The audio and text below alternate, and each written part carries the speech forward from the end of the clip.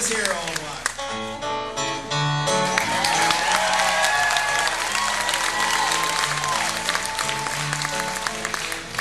Sounds like you might have heard that before. I know I have.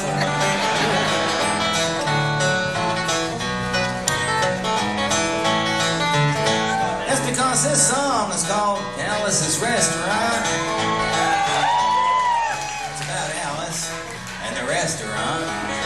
But Alice's Restaurant was never the name of a restaurant. That was always just the name of this song. And I guess that's why I still call this song Alice's Restaurant. You can't get anything you want at Alice's Restaurant. You can't get anything you want at Alice's Restaurant. Walk right in, it's roundabout, just a half a mile from the railroad track, and you can't get anything you want at Alice's Restaurant. Wasn't gonna sing the song tonight, or this decade, but I realized some time ago that, well, you know, next year is gonna be like 30 years since the movie came out by this name, and it was 2 years before the movie. Like I said, it was last year, 30 years ago, that this came out as a record, and it was 2 years ago on the record when it came out the first time, which means it was like 33 Thanksgivings ago, 33 years ago on Thanksgiving, when my friend and I decided to go up and visit Alice at the restaurant. But Alice didn't used to live in a restaurant. She used to live in a church nearby the restaurant, in the bell tower, with her husband Ray and Facha the dog. And living in the bell tower like that, they used to have a lot of room downstairs where the pews used to be. And seeing as how they took out all of the pews and having all that room, they decided that they didn't have to take out their garbage for a long time. So we got up there, found the place was filled with garbage, and we decided it'd be a friendly gesture for us to take the garbage down to the town dump. So we took the half a ton of garbage, put it in the back of a red VW microbus, took shovels and rakes and implements of destruction, and headed on toward the town dump. We got there. There was a sign, a chain across the road, and the sign said, "Closed on Thanksgiving." We had never heard of a dump closed on Thanksgiving before. And so with tears in our eyes, we drove off into the sunset, looking for another place to put the garbage. And we didn't find one, till we come to a side road. And off to the side of the side road, there was a 15-foot cliff. And at the bottom of the cliff, there was another pile of garbage. And we decided that one big pile would be better than two little ones. Rather than bring that one up, we decided to throw ours down. That's what we did. Drove back to the church, had a Thanksgiving dinner that couldn't be beat, went to sleep and didn't get up until the next morning when we got a phone call from Officer Roby.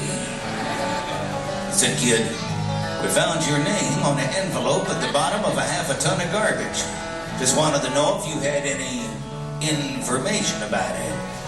I said, "Yes, sir, Officer Roby. I cannot tell a lie. I put that envelope under that garbage." It was after talking to Obie for about 45 minutes on the telephone that we finally arrived at the truth of the matter. And Obie said we had to go down and pick up the garbage. We also had to go down and talk to him at the police officer station. Now, friends, there was only one of two things that Obie could have done at the police officer station. And the first thing was, he could have given us a medal for being so brave and honest on the telephone, which wasn't very likely. I mean, we didn't expect it. Of course, the other possibility was that he could have bawled us out and told us never to be seen driving garbage around the vicinity again, which is what we expected. But when we got to the police officer station, there was a third possibility that we hadn't counted on. And we was both immediately arrested, handcuffed. And I said, "Obie, I don't think I can pick up the garbage with these handcuffs on." He said, "Shut up, kid. Get in the back of the patrol car." And we sat in the back of the patrol car and drove to the, quote, "scene of the crime," unquote. friends, I want to tell you about the town of Stockbridge, Massachusetts, where this was happening. They got 3 stop signs, 2 police officers, and 1 police car. But when we got to the scene of the crime, there was 5 police officers and 3 police cars, being the biggest crime of the last 50 years, and everybody wanted to get in the newspaper story about it. And they was using up all kinds of cop equipment they had hanging around the police officer station. They was taking plaster, tire track, footprints, dog-smelling prints, and they took 27 8x10 colored glossy pictures with circles and arrows in a paragraph on the back of each one, explaining what each one was to be used as evidence against us. They took pictures of the approach, the getaway, the northwest corner, the southwest corner, and that's not to mention the aerial photography. It was after the ordeal. We went back to the jail. Obie said he was going to put us in a cell. He said, "Kid, I'm going to put you in a cell." He said, "Give me your wallet and your belt." I said, "Obie, I can understand you wanting my wallet, so I don't have any money to spend in the cell. What do you want my belt for?" He said, "Kid, we don't want any hangings." And I said, "Obie, did you think I was going to hang myself for littering?" Obie said he was making sure, and friends, Obie was, because he took out the toilet seat so I couldn't hit myself over the head and drown. Took out the toilet paper so I couldn't bend the bars, roll the toilet paper out the window, slide down the roll, have an escape and get away. Obie was making sure, all right. And it was about 4 or 5 hours later that Alice, remember Alice? That's still the song about Alice. She come by, and with a few nasty words to Obie on the side, she bailed us out of jail. And we went back to the church, had another Thanksgiving dinner that couldn't be beat. Went to sleep and didn't get up until the next morning, when we all had to go to court. We walked in, sat down. Obie come in with the 27 8x10 colored glossy pictures with the circles and arrows paragraph on the back of each one, explaining what each one was to be used as evidence against us, and he sat down. A man come in. He said, "All rise," and we stood up. And Obie stood up with the 27 8x10 colored glossy pictures, and the judge walked in with a seeing eye dog. Sat down. We sat down. Obie looked at the seeing eye dog, then at the 27 8x10 colored glossy pictures, and looked at the seeing eye dog. And Obie began to cry, because Obie come to the realization that this was a typical case of American blind justice. There was no way the judge was going to look at the 27 8x10. Well, it didn't matter, because we was fined $25 each, and we had to pick up the garbage in the snow. But that's not what I come to talk about or nothing. I just thought I'd mention it.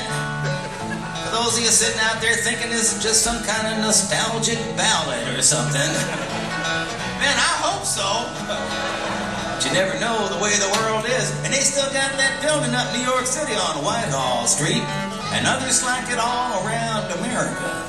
And that's where you used to have to go in, get injected, inspected, detected, infected, neglected, and selected.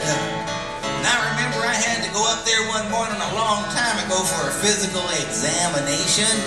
So I got good and drunk the night before, because I wanted to feel my best when I went in that morning.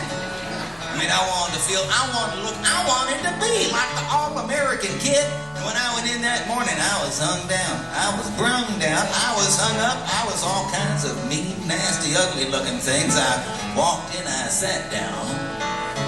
They gave me a piece of paper. It said, "Kid, see the psychiatrist, room 604. I went up there. I said, "Shrink, I want to kill. I want to kill. Want to see blood and gore and guts and veins in my teeth, eat dead, burnt bodies. I mean, kill. Kill, kill." And I started jumping up and down, yelling, "Kill, kill." And he started jumping up and down with me, and we was both jumping up and down, yelling, "Kill, kill, kill, kill." Took the sergeant come over, pinned a medal on me, sent me down the hall, said, "You're our boy." I didn't feel real good about it. But I proceeded on down the hall, getting more injections, inspections, and all kinds of other stuff that they was doing to me at the thing there. And I was there for 2, 3, 4, 5 hours. I was there for a long time, going through all kinds of mean, nasty, ugly things. They was inspecting, injecting every single part of me, and they was leaving no parts untouched. I proceeded through until I finally come to see the very last man. I walked up, I said, "What do you want to see me about?" He said, "Kid, we only have one more question. Have you ever been arrested?"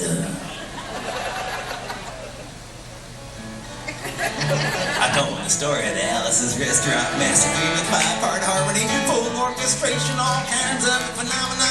He stopped me right there. He said, "Kid, did you go to court?" I told him the story of the 27 8x10 color glossy pictures with the circles and arrows. He stopped me again. He said, "Kid, I want you to go over, sit down on that bench that says Group W."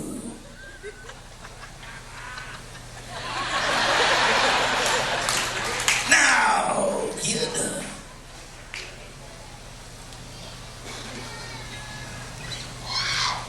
Exactly.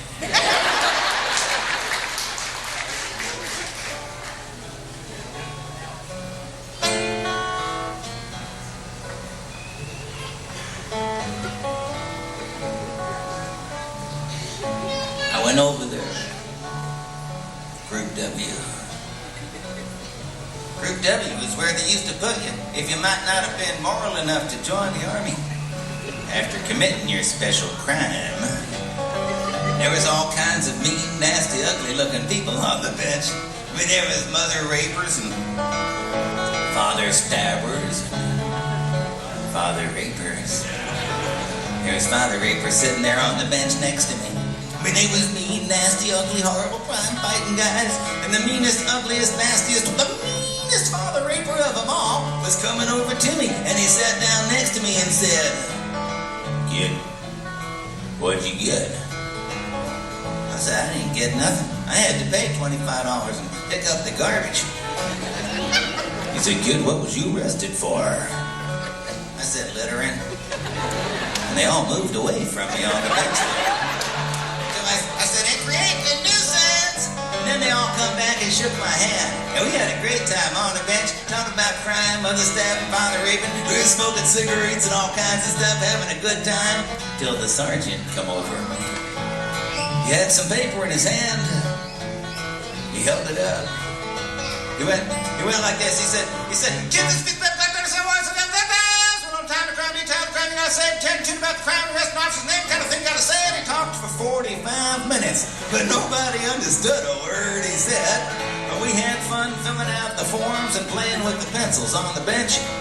And I wrote down the massacre like I was supposed to, and I put down my pencil, turned over the piece of paper, and there on the other side of that piece of paper, in the middle of the other side, away from everything else, underlined and capitalized, read the following words: "Kid, have you rehabilitated yourself?" I went over to the sergeant. I said, "Sergeant, you got a lot of call to ask me if I've rehabilitated myself. I mean, I'm sitting here on the Group W bench. I'm sitting here on the Group W bench because you want to know if I'm moral enough to join the army, burn women, kids, houses, children, villages, after being littered up." He said, "Kid, we don't like your kind. We're going to send your fingerprints off to Washington. And friends, somewhere in Washington, enshrined in a little folder is a study in black and white of my fingerprints. They're still there. And of course, the only reason I'm singing you the song tonight is because you may know somebody in a similar situation sometime. Even some of you could be in something like that sometime sooner than you're sitting here thinking about right now. If you ever find yourself in something like that and you don't know what to do, there may be only one thing. Well, that may not really be anything you can do, but there's something you can try. And that's to be wherever it is you're supposed to be. You just walk in, you sit down, you wait around for a while. When you get a chance, you stand up, you go over to you say like this, you go, "Oh, shrink, excuse me, man, but you can get anything you want at Alice's Restaurant," and walk out. Imagine one person, I mean, even today, walking in singing some Alice's Restaurant, walking out. You're gonna say, "Hey, that guy's 30 years too late. Get that guy out of here." Imagine two of them walking in hand, singing in harmony. I don't know what the problem is, but it seems like it'll still keep you out. So imagine three of them. They might think of some kind of organization or something, or 50, maybe 50 people a day walking in, singing some Alice's Restaurant, walking out. Friends, they might think it's a movement. And most of them be too young to know what a movement was.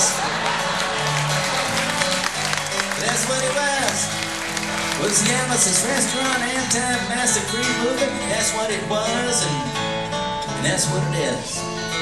I guess that's what it's always gonna be. And all you've got to do to join is to sing it with me as it comes around again on the guitar.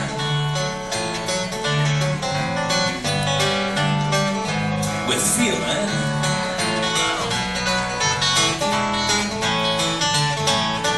You can get anything you want at Alice's Restaurant. You can get anything you want at Alice's Restaurant. Walk round in here, around and back, just a half a mile from the railroad track. You can get anything you want at Alice's Restaurant. No. You can't start singing loud just at the end or something. You would have thought after all this time you would have learned by now. You want to end war and stuff, you've got to learn to sing loud all the time so people can hear you. Now I know this is a long song. Believe me, I know. It's pretty long when it first came out 30 years ago. It's like 18 minutes on the record. I'm not sitting up here trying to make it any longer, even though I could. I'm still not proud or tired. I also understand that there's probably lots of people sitting out here this evening that don't believe that songs can change the world, or that songs can change the destiny of nations. I wouldn't have thought so myself. Of course, I know something some of you may not know. I was reminded of it just about last summer.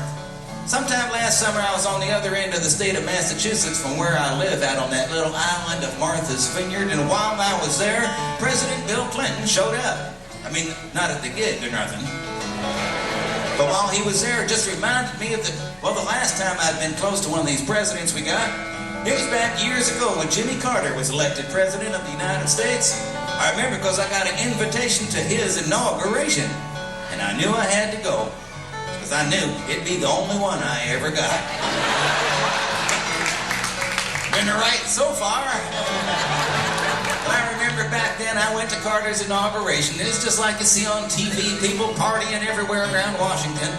And everything was fine until along in the evening. I'm not making this up, by the way. Along in the evening, somebody come and tapped me on the shoulder, and I turned around, and it was Jim Carter, the president's son.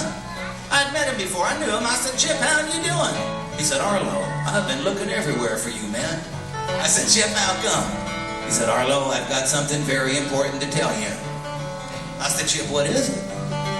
He said, "Arlo, we were moving our stuff into the White House, and in the Nixon Record Library, we found a copy of your record, Alice's Restaurant." I looked at Chip Carter. I looked deep into the man's soul. I said, "Chip, was it open?" And in slow motion, he nodded, yes, it had been open. I want you folks out here tonight to know that I did not think about that for a long time. Till about a year or so ago, when Richard Nixon passed away. And we was all thinking about him. And there might be some young people here too young to know, but Richard Nixon was the President of the United States. And he used to like to tape stuff. I mean, if you could imagine a world before VCRs and cassette decks was everywhere, you can imagine a man who was truly ahead of his time. He taped everything that went on in the White House, and everything was fine. Until one day, they started started playing back the tapes. And people found out what was going on in there. But it wasn't anything on any tape that got President Nixon in trouble, so much as it was what he had erased from the tapes. But he didn't want people to know what he was listening to. And there was one particular famous gap in one of those tapes that I was thinking about one night when I said to myself,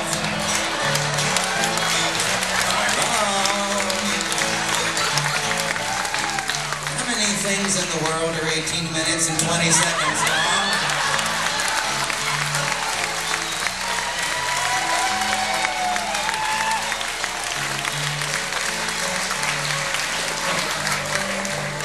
Well, how many things in the world are exactly, well, it's probably just a coincidence or something.